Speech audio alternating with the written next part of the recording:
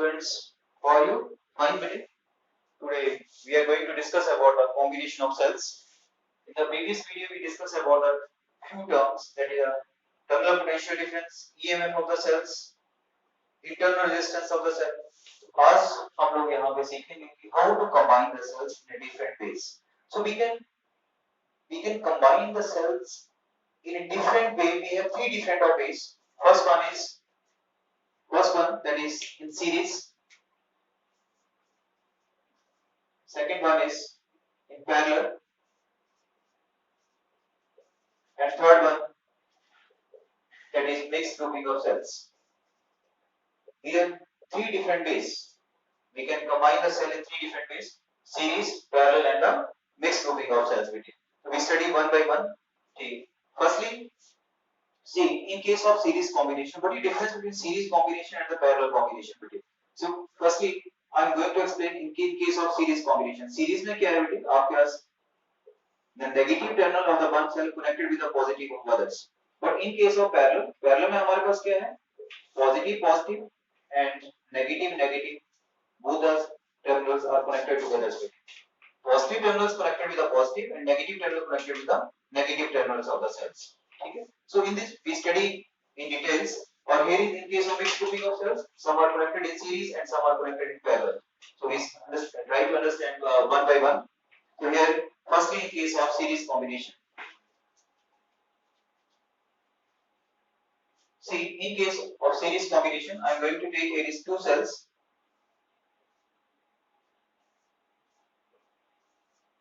Considering here is two cells, EMF E1, internal resistance R1. Second one is E2 and internal resistance is R2. So here is A and that point is B. Okay. Now you see, here is if when we are connected in series, तो हमारे पास क्या है बेटे? Current को flow करने के लिए only one route is there. Current को फ्लो करने के लिए जब एक ही रूट है हमारे पास, तो आपके पास the value of current is same. जब करंट को फ्लो करने के लिए रूट ही एक है, रास्ता ही एक है, the value of current is same. ठीक है? So here is आपके पास I'm considering here is a point C. So आपके पास but अब A and C here is one electrical points. Potential difference, मैंने इसको indicate कर दिया potential difference across the point A and C, and here is CB. Different terminals are there, तो यहाँ पे आपका potential difference terminal that is between C and D. But here is when we are connected in series, तो हमारे पास क्या था बेटे? Current is same, but the potential is different. Current is same and the potential is different. Now we are going to calculate the total value of potential difference. So what is the total value of potential difference? Total value of potential difference, that is VAC plus BCB. So when we study the term of internal resistance, terminal potential difference, and the EMF of the cells, here we study the relation is there. During discharging of cell, here our cells, we are withdrawing the current from the cell. It means current is going to discharge. अब current आपके discharge हो रहा है, तो आपके पास क्या है बेटे यहाँ पे? B is equal to E minus IR. That is the relation between terminal potential difference, EMF, and internal resistance value. Okay. So here you see, here we also apply. According to these relations, we are able to write BAC, terminal potential difference across the point A and C. That is, here is E1 minus I R1. Second is, here is according to the terms potential difference across the point B and C. According to these relations, then we are able to write E2 minus I R2. Now what is the total potential difference? That is equal to E1 minus I R1 plus E2 minus I R2. ठीक है? I am able to write here. ठीक है? According to these relations, relation हमने पढ़ा पीछे. ठीक है? According to this, here is E1 minus R1. ठीक है? And here is E2 minus I R2. तो मैंने इस पॉइंट्स को यहाँ पे लिख दिया बेटे. तो ये मेरे पास क्या बन गया? E1 plus E2 minus I, and here is R1 plus R2. That is total potential difference. ठीक है? अब आप लोग इसी रिलेशन को यहाँ पे कंप्यूट कर दीजिए. We are able to write here is equivalent EMF minus I R equivalent. ठीक है? So आपके पास what is the equivalent EMF and what is the resistance equivalent? तो आपके पास equivalent EMF is here, that is equal to E1 plus E2 and R equivalent is here, that is equal to R1 plus R2. So what we can conclude here, हमने यहाँ पे क्या conclude किया बेटे कि जब हमने सेल्स को सीरीज में लगाया तो एक सेल जो है वो दूसरे सेल को सपोर्ट कर रहा है, ठीक है। अगर हमने सर्किट के बीच में ईएमएफ को इंक्रीज करना है तब हम क्या करेंगे, सेल्स को हम लोग सीरीज में लगा देंगे। जब हम लोग सर्किट के बीच में ईएमएफ को इंक्रीज करना चाहते हैं then how to connect the cells are connected in series. So see, when we are connected in series, one cell supports the other. Suppose here is मेरे पास यहाँ पे 10 सेल होते हैं बेटे, 10 सेल मेरे पास यहाँ पे, तो आपके पास क्या होता, सिंपल अलजेब्रिक सम, जितने भी सेल यहाँ पे लगे होंगे 1 1 2 3 4 जितने मर्जी सेल आपके सीरीज में लगे तो आप लोग सिंपल सम आपको कर लेंगे। और रेजिस्टेंस आपके पास क्या है बेटे, आपके पास सिंपल अलजेब्रिक सम। तो main point is this that we learn from the series combination. When the cells are connected in series, so equivalent EMF is sum of algebraic sum of the EMF of the different cells बेटे, ठीक है। Okay, so that point is clear. See again, इस point पे focus करो, जब हमने sales को series में लगाया बेटे, negative of one terminal connected with the positive of others, ठीक है। करंट को फ्लो करने के लिए सिंगल लूप इज देयर, ठीक है। तो हमारे पास क्या है करंट, अब हमारे पास but different terminal potential difference, different electrical points, तो मेरे पास पोटेंशियल डिफरेंस की वैल्यू, पोटेंशियल की वैल्यू क्या होगी, अलग-अलग होगी बेटे। तो across the point A and C, across the point C and B, मेरे पास क्या आ गया, ये इक्वेशन आप लोग जानते हैं, B during the discharging of cell, B is equal to E minus IR, तो हम we are withdrawing the current from the cell, it means cell is going to discharge, ठीक है। तो आप लोग यहाँ से देखिए, मैंने across the point A and C क्या लिख दिया बेटे, BAC that is E1 minus IR1, BCB that is E2 minus IR2, ठीक है। तो total potential difference across the point A and B that is BAB plus BCB, यहीं से हमने इस चीज को अप्लाई कर दिया बेटे। यहाँ से देखो आप लोग, इन दोनों को आपने ऐड कर दिया, EMF II R1 R2, यहीं से देखो आपके पास equivalent EMF and R equivalent, equivalent EMF कितना आ गया आपके पास, यानी E1 प्लस E2, यहाँ पे R1 प्लस R2, तो हमारे पास क्या आ गया बेटे, total equivalent EMF is equal to the algebraic sum of the EMF बेटे, ठीक है। That is, that point should be clear, ठीक है। इट मींस हमारे पास यहाँ पे क्या conclude, what we can conclude बेटे, when cells are connected in series, total EMF is equal to the algebraic sum of the individual EMF, ठीक है। इट मींस सर्किट के बीच में अगर हमने ईएमएफ को इंक्रीज करना है then how to connect the cells, cells are connected in series, ठीक है। Okay, now that is we are considering here is different EMF of cells. Now same in case of series I am going to take here is identical cells, okay।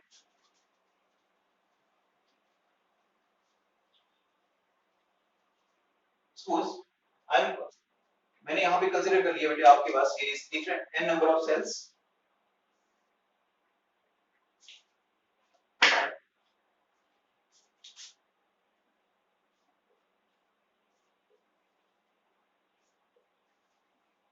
EMF and internal resistances are, here is also, मैंने यहाँ पे एक ही line पे sales को series में लगा दिया और कितने नंबर ऑफ सेल लिए, n नंबर ऑफ सेल्स बेटे, ठीक है। और पूरे सर्किट को मैंने यहाँ पे एक्सटर्नल रेजिस्टेंस R के साथ कनेक्ट कर दिया, clear.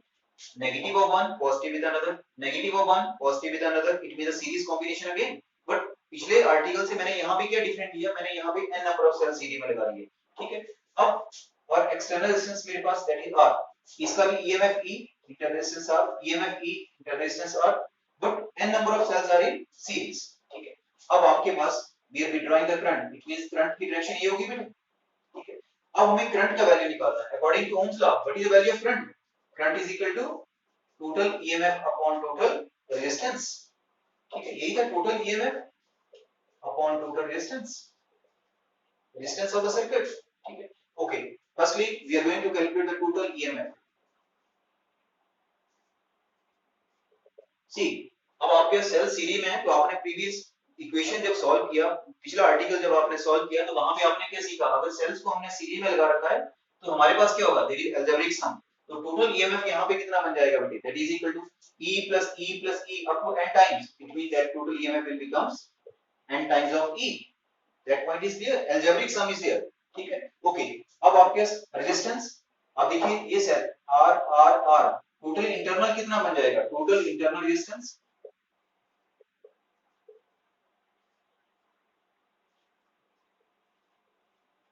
total internal resistance that is equal to n times of r up to n times.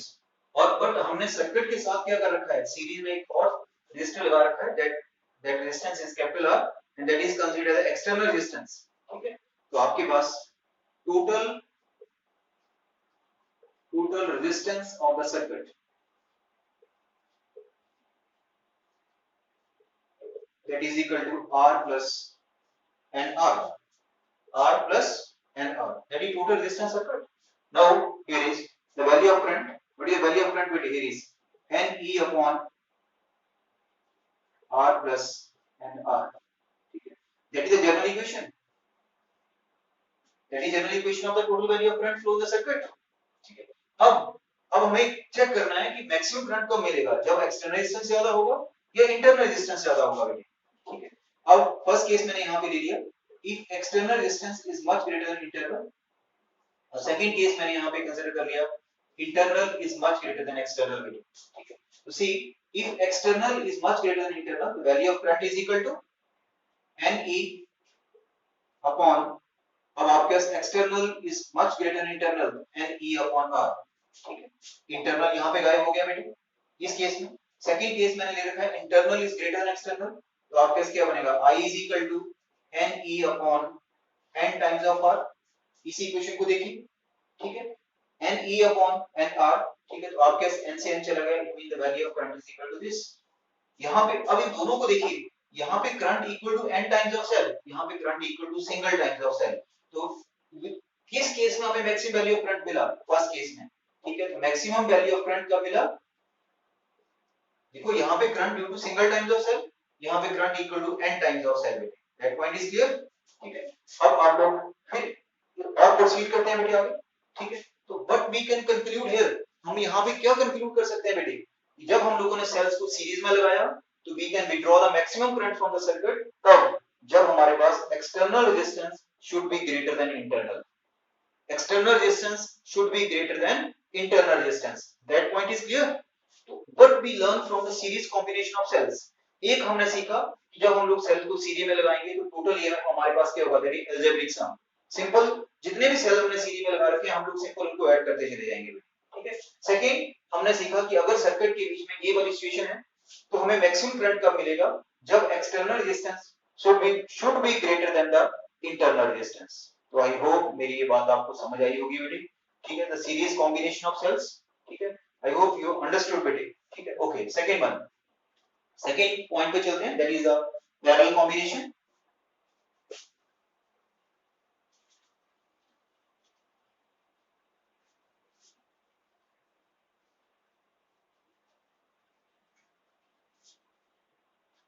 तो बेटे आप लोग मुझे बता दिया करो। ठीक है, प्लीज जब भी आप देखते हो एक तो आप कमेंट करना ना भूलें कि आपको क्या इसमें कमी लगी, मुझे बताएं। ठीक है, अगर आप बताएंगे तो मैं फ्यूचर में जो भी कमियां होंगी उनको मैं इंप्रूव करने की कोशिश करूंगा बेटे। ठीक है, ओके, तो proceed for the second combination, that is in parallel combination.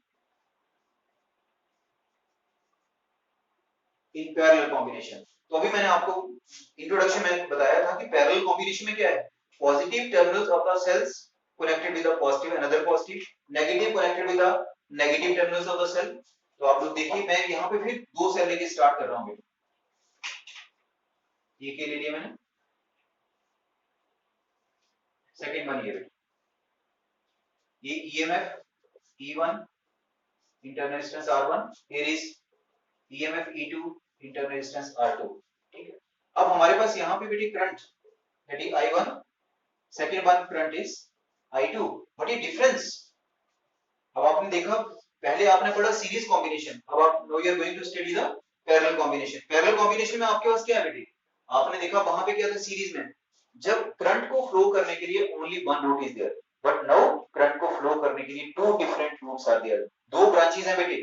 देखो एक पैरेलल दोबारा देख लीजिए, पॉजिटिव पॉजिटिव इकट्ठे कनेक्टेड है, नेगेटिव नेगेटिव इकट्ठे कनेक्टेड है बेटी। Is that point is clear.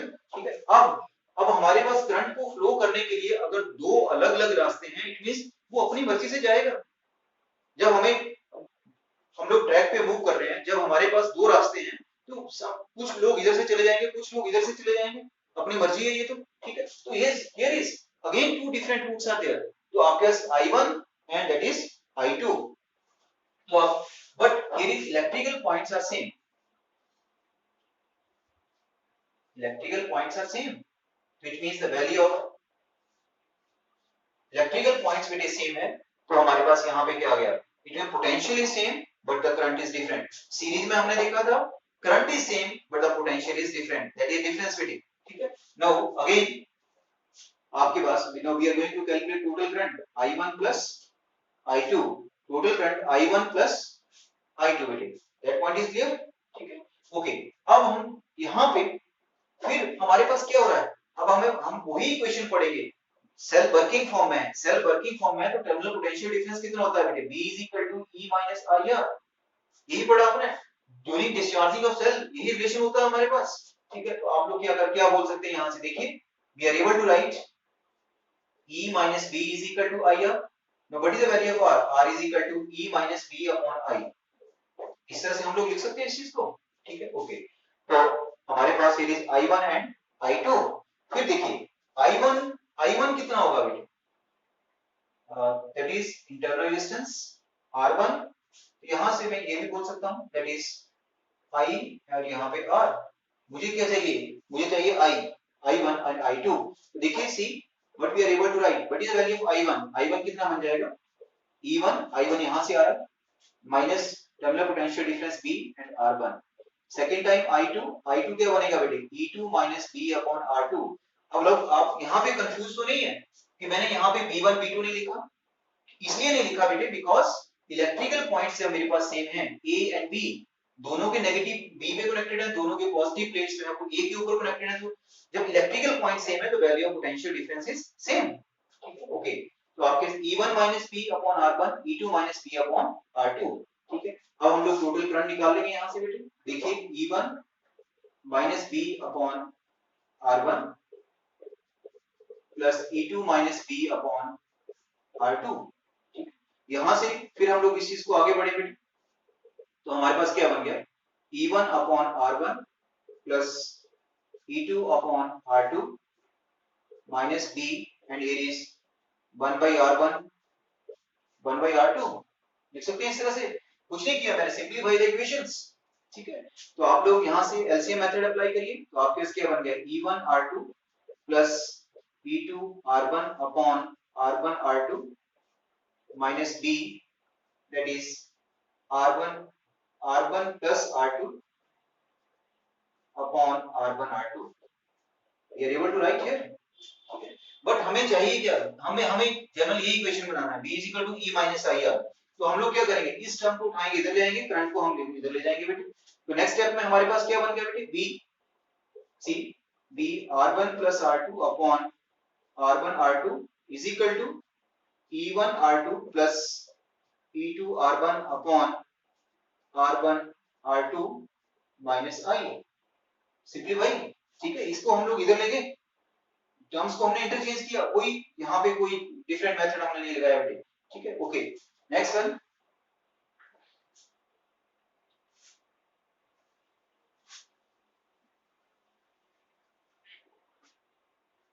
देखिए बेटे, अब इसके बाद अब हमें इस इक्वेशन को बनाना है बेटे. इसमें फ्रेम को इस फ्रेम में हमने ढांचे को लेके आना है बेटे. ठीक है? तो हमें क्या करना पड़ेगा? इस पोर्शन को उठाया, आपने इधर फेंक दिया बेटे. ठीक है? या आपने हर टर्म को इस पोर्शन के साथ आपने डिवाइड कर दिया. कुछ भी कर सकते हैं आप लोग. ठीक है? तो हमारे पास क्या बन गया? B is equal to C E1 R2 plus E2 R1 upon R1 R2 into, जब ये इधर जाएगा बेटे मैं इसके साथ डिवाइड करूंगा. यहाँ पे देखिए R1 R1 plus R2 upon R1 R2. तो मेरे पास ये फोर्थ पोजीशन पे है, ये ऊपर भाग जाएगा. ये थर्ड पे है, ये सेकंड के साथ अटैच हो जाएगा. तो यहाँ पे क्या बन गया बेटे? R1 R2 upon R1 plus R2 minus I. यहाँ भी आपके पास क्या बन गया बेटे? यही R1 R2 upon R1 plus R2. You are able to write.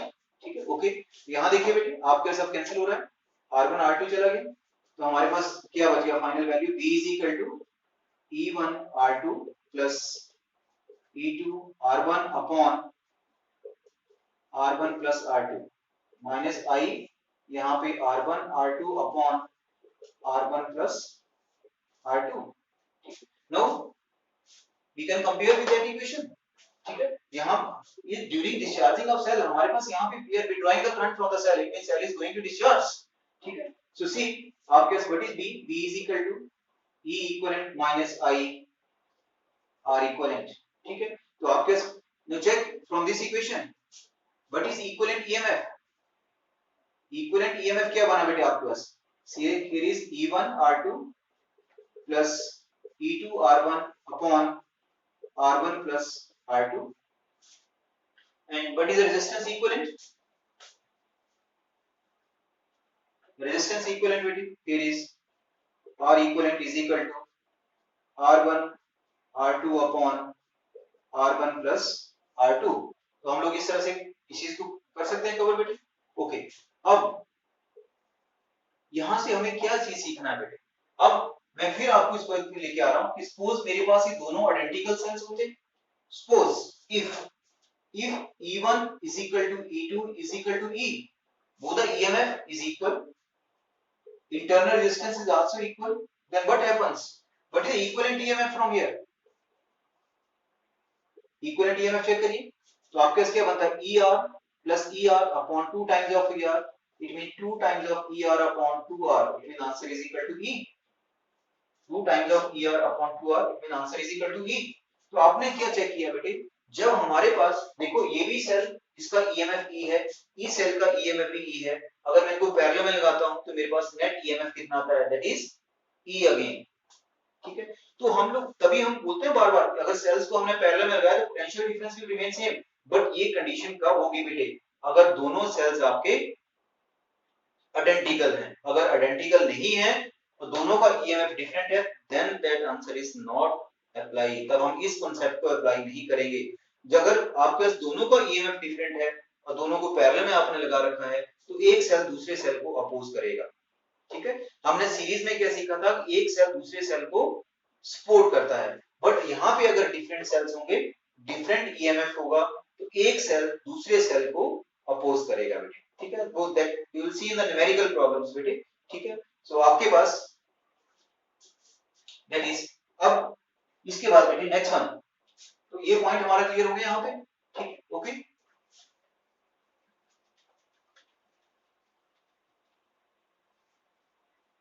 Previous video के अकॉर्डिंग मैंने आपके कुछ कमेंट्स देखे थे बेटे, वहां पे आपने ये बोला था कि सर विजिबिलिटी इज लो, तो विजिबिलिटी को मैंने इंफॉर्म करने की कोशिश की है. अगर फिर भी आपको कोई दिक्कत आती है तो आपने मुझे बताना है. हम लोग यहाँ पे इकट्ठे होकर फिजिक्स को सीखेंगे बेटे. We are going to physics. Physics को हमने इजी बनाना है. That is not a difficult subject. सबसे इजी सब्जेक्ट हमारे पास फिजिक्स है. ठीक है, अगर हमने technique, but that is a technical subjects. अगर हम इसके ऊपर मेहनत करेंगे, अगर हमारा कॉन्सेप्ट क्लियर है तो हमें कैसा भी क्वेश्चन आ जाए.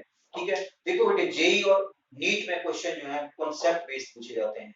अगर आपका कंटेंट क्लियर है, you are easily able to hit that question बेटे. ठीक है, no see one by one. ठीक है, हम आगे बढ़ेंगे. ओके, अब मैंने यहाँ पे n नंबर ऑफ सी, अब मैंने यहाँ पे ले लिए sales. EMF is E, internal resistance is R. EMF E, internal resistance R. ठीक है, अब यहाँ पे मैंने यहाँ पे m नंबर ऑफ सेल्स ले लिए. I'm going to connect here is m number of cells in parallel. सभी की पॉजिटिव प्लेट्स इकट्ठी कनेक्टेड है, सभी की नेगेटिव प्लेट्स इकट्ठी कनेक्टेड है. ठीक है, अब देखो यहाँ से करंट आ रहा है, यहाँ से करंट आ रहा है, यहाँ से करंट आ रहा है. ठीक है, और सभी को हमने कहाँ कनेक्ट कर दिया बेटे?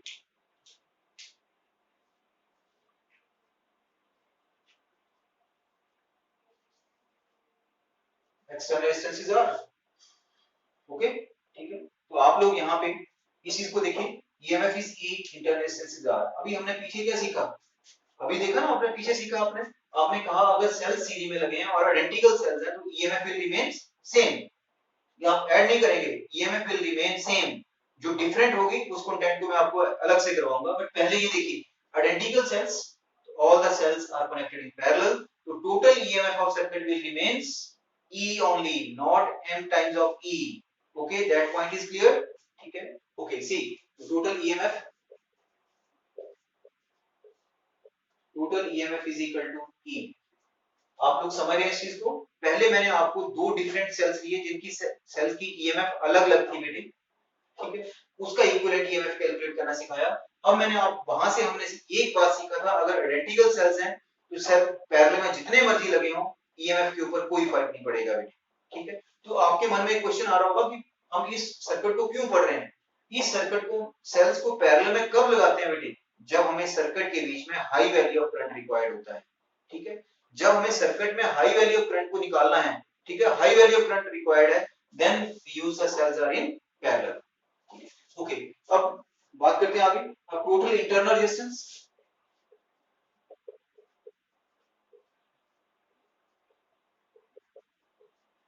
total internal resistance, so see here is 1 by r dash is equal to 1 by r up to so on, that is m times, it means हमारे पास क्या बन गया बेटे, m upon r, 1 by r dash, तो आपके पास what is r dash, r dash is equal to r upon m, that point is clear, r dash is equal to r upon m बेटे, ठीक है। तो हमारे पास यहां से फिर आगे बढ़िए बेटे, total resistance of the circuit, total resistance of the circuit क्या बनेगा, external plus internal, R plus R upon M, ये बन गया बेटे आपके पास। नाउ बढ़िया वैल्यू ऑफ करंट, करंट हमारे पास क्या बन गया, total EMF that is E, what is total resistance, R plus R upon M, clear. यहीं से मैं क्या बोल सकता हूं बेटे, check it, ME upon MR plus R, that is general equation, ठीक है। अब फिर हम लोग यहाँ पे दो डिफरेंट केस ले लेंगे बेटे, ठीक है। कब, एक बार external resistance is much greater than internal, यहाँ पे आपने ले लिया internal is much greater than external बेटे, ठीक है। जब external is much greater than internal, उस केस में हमारे पास क्या बन जाएगा बेटे, सी आपके पास I is equal to ME upon MR, it mean answer is equal to E upon R, current equal to single times of cell, but जब आपने इंटरनल के लिए देखा तो आपके पास क्या बना बेटे, ME अपॉन R, उस वक्त हम लोग इसको इग्नोर कर देंगे, तो आपके पास current equal to M times of cell. तो आपने यहाँ पे क्या ऑब्जर्व किया बेटे, जब आपने सेल्स को पैरेलल में लगा रखा है तो हमें मैक्सिमम वैल्यू ऑफ करंट कब मिल रही है, जब internal resistance should be greater than external, ठीक है। और प्रीवियस आर्टिकल जब आपने सेल्स को सीरीज में लगाया था बेटे, तो आपने क्या ऑब्जर्व किया था, आपको मैक्सिमम वैल्यू ऑफ करंट कब मिल रहा था, जब external is greater than internal. तो दोनों आर्टिकल से आपने क्या सीखा बेटे, सी दोनों आर्टिकल से आप ये सीखने के काबिल बने कि जब आप सेल्स को सीरीज में लगाएंगे तो एक सेल दूसरे सेल को सपोर्ट करता है, इज इट ओके, ठीक है। इट मींस अगर सर्किट के बीच में हमें हाई ईएमएफ रिक्वायर्ड है तो हम लोग सेल्स को सीरीज में लगाएंगे बेटे, क्लियर, ठीक है। बट अगर आपको सर्किट के बीच में आपको क्या है बेटे, high value of current required है, then use the cells are in parallel बेटे। आई होप मेरी ये बात आपको क्लियर आई, क्लियर हुई बेटे, ठीक है, ओके। अब मैं दोनों की एक एक बात यहाँ पे डिस्कस करने जा रहा हूँ बेटे, जो आपका नॉलेज अभी तक अपडेट हुआ।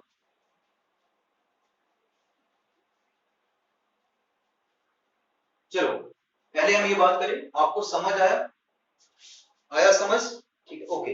आपने आया समझ नहीं आया मुझे कमेंट की फॉर्म में आपने बताना है, ठीक है। आपको क्या समझ नहीं आया उस चीज को आपने मुझे बताना है बेटे, ठीक है। बाकी हम लोग बात नेक्स्ट वीडियो में करेंगे, प्लीज आप लोग एडू डेल्टा को देखते हैं तो आप लोग उसको देखें और मुझे जरूर बताएं आपको क्या बात समझ नहीं आई बेटे। हम यहाँ पे मिले हैं, हमने फिजिक्स को इजी बनाना है, ये हमारा मिशन है, ठीक है। फिजिक्स को हमने समझना है बेटे। Thank you very much.